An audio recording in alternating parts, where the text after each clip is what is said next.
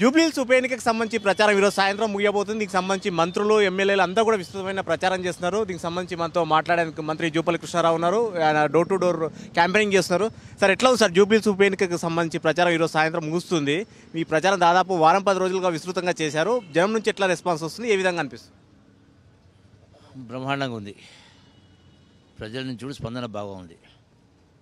నిన్న మేము auto rally చేస్తూ ఉంటే, వెహికల్ పైన బిహేవ్ చేస్తూ ఉంటే స్వచ్ఛందంగా వాళ్ళే కౌంటర్ల నుంచి, హోటళ్ళ నుంచి, రెస్టారెంట్ల నుంచి, ఆ కూరగాయల మార్కెట్ నుంచి, మటన్ మార్కెట్ నుంచి చెబుతూ ఉన్నారు. అంటే దట్ ఇస్ ఇండికేషన్. అంటే అంత పాజిటివ్గా ఉండడానికి కారణం ఏంటంటే, అంత పాజిటివ్గా ఉండడానికి కారణం ప్రజలకు అర్థమైంది.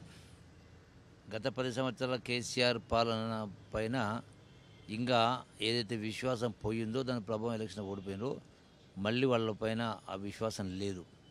ఎందుకంటే ప్రచారం చేసే విధానంలో కూడా అన్ని బోగస్ మాటలు, తప్పుడు మాటలు మాట్లాడుతూ ఉన్నారు. ఒకటి ఉదాహరణకు నవీన్ యాదవ్ కుటుంబం పైన ఆరోపణలు చేస్తూ ఉన్నారు. అదే నవీన్ యాదవ్ కుటుంబానికి సంబంధించిన నవీన్ యాదవ్ తల్లికి, తండ్రికి, వాళ్ళ కుటుంబంలో ఇంకో సోదరికి, ముగ్గురికి బీఆర్ఎస్ పార్టీ కార్పొరేటర్ టికెట్లు ఇచ్చిండ్రు. అప్పుడు మంచోళ్ళు ఎట్లయినరు, ఇలా కాంగ్రెస్ చెడ్డోళ్ళు ఎట్లయింది. నెంబర్ 1. కేటీఆర్ చదివింది బీటెక్కే, నవీన్ యాదవ్ చదివింది కూడా బీఆర్కే, సేమ్ కేటగిరీ, అంటే ఇంజనీరింగ్ కేటగిరీ. రెండవది వాళ్ళు ఏంటంటే ప్రజలు గతంలో 3 పర్యాయాలు వాళ్ళ అభ్యర్థులు ఇక్కడ ఎమ్మెల్యేలు ఉన్నారు. కేసీఆర్ ముఖ్యమంత్రి ఉన్నాడు, కేటీఆర్, హరీష్ రావు మంత్రులు ఉన్నారు. 10 సంవత్సరాలు ప్రభుత్వం ఉండి, మీ సొంత ఎమ్మెల్యేలు ఉండి కూడా జూబ్లీహిల్స్లో 10 సంవత్సరాల నుంచి రోడ్లు కానీ, డ్రైనేజ్ కానీ, మంచి అన్ని సమస్యలు ఉన్నాయి.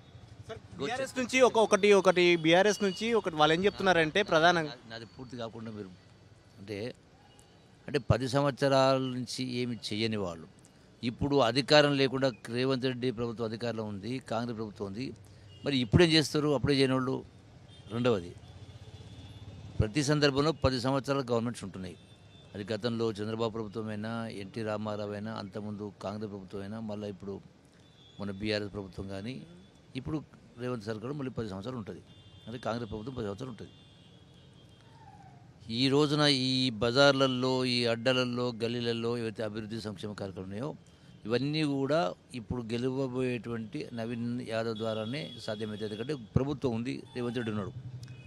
సో కాబట్టి వాళ్ళకి వేస్తే ఏం కాదు, వీళ్ళకి వేస్తేనే ఇవన్నీ కూడా పేరుకుపోయిన సమస్యలు పరిష్కారం అయితే నమ్మకం ఉంటుంది. కానీ మీరు ఇట్లా చెప్తున్నారు. బీఆర్ఎస్ నేతలు ఏమంటున్నారంటే కాంగ్రెస్ పార్టీ ఇచ్చిన 420 హామీస్ కానీ, 6 గ్యారంటీస్ కానీ ఇవన్నీ అమలు కావాలన్నా, మెడల్ వంచి పనిచేయించాలన్నా జూబ్లీహిల్స్ ప్రజలు బీఆర్ఎస్ను గెలిపిస్తేనే అదంతా వాళ్ళు ఒళ్ళు దగ్గర పెట్టుకుని పనిచేస్తారని ప్రచారం చేస్తున్నారు.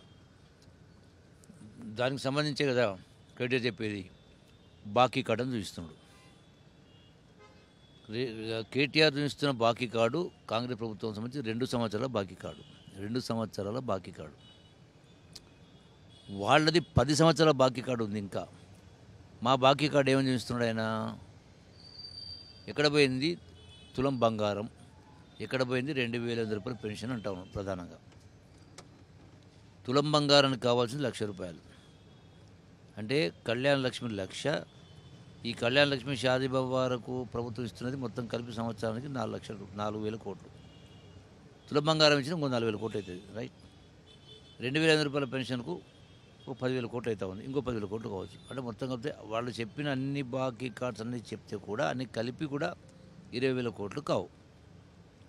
మరి మీరు 10 సంవత్సరాల్లో చేసిన అప్పుకు, 8 లక్షల కోట్ల అప్పుకు 75,000 కోట్ల రూపాయల సంవత్సరానికి ఈ ప్రభుత్వం రేవంత్ సర్కారు వడ్డీ కట్టిందా కట్టలేదా? 2 సంవత్సరాలకు 1,50,000 కోట్ల రూపాయలు వడ్డీ కట్టిందా కట్టలేదా? అంటే 2 సంవత్సరాలను 1,50,000 కోట్ల వడ్డీ కట్టింది మీరు చేసినటువంటి అప్పుకు. కల్వకుంట్ల చంద్రశేఖరరావు ముఖ్యమంత్రి అయిన రోజున ఎంత ఉండే అప్పు?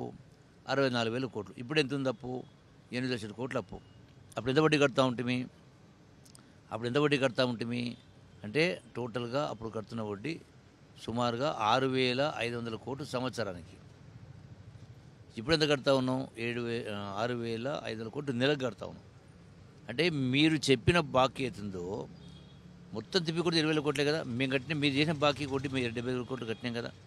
మరి మీరు 10 సంవత్సరాల బాకీ కాడు ఇన్ని 8 లక్షల కోట్లు అప్పు చేసి కూడా, అధికారం ఉండి కూడా, ధనిక రాష్ట్రం మీకు అప్పు చెప్తే కూడా, మీరు 10 ఏళ్ల కింద చెప్పినటువంటి దళితులకు 3 ఎకరాల భూమి ఇచ్చిండ్రా, నిరుద్యోగ యువకులకు 3,000 రూపాయలు నిరుద్యోగ వృత్తి ఇచ్చిండ్రా, అట్లాగే డబుల్ బెడ్రూమ్ కట్టిస్తాను అందరికీ కట్టించిండ్రా అన్నప్పుడు మీ బాకీ 10 సంవత్సరాలది ఇన్ని ఉండి మీరు చేయలే. ఇవన్నీ ఏవి లేకపోయినా మేము చెప్పిన 6 గ్యారెంటీలో మహిళలకు ఆర్టీసీ బస్సు, అట్లాగే రేషన్ కార్డు, సన్న బియ్యం, 500 గ్యాస్ సిలిండరు, 200 కరెంటు యూనిటు, 2 లక్షల కోట్ల రైతు రుణమాఫీ, దాంతోపాటుగా సన్న వడ్లకు 500 బోనస్సు, అట్లాగే ఇంటిగ్రేటెడ్ స్కూల్స్ 20,000 కోట్ల రూపాయలతో ఇంటిగ్రేటెడ్ స్కూల్స్, ఇప్పుడు నా ఇందిరమ్మ ఇల్లు. మరి ఇవన్నీ మేము 2 ఏళ్ళు చేసినాం, ఇంకా 3 ఏళ్ళు మాకు చేసే అవకాశం ఉంది.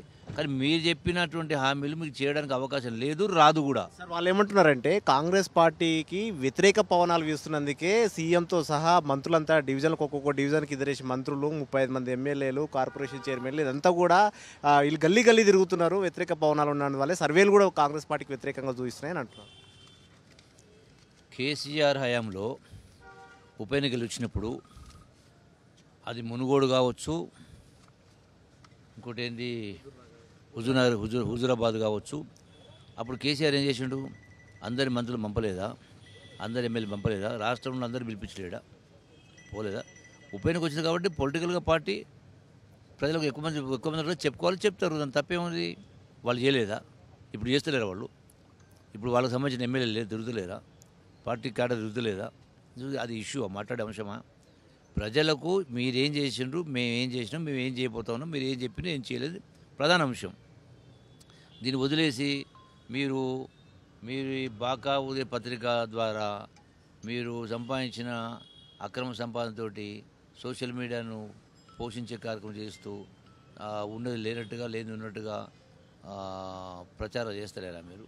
కేసీఆర్ ప్రచారానికి ఇంకా ఇప్పటివరకు అంటే జూబ్లీహిల్స్ ఎన్నికల ప్రచారం కూడా ముగుస్తుంది. ఇప్పటివరకు ప్రతిపక్ష నేతగా పార్టీ అధినేతగా కేసీఆర్ ఇంకా రాలేదు.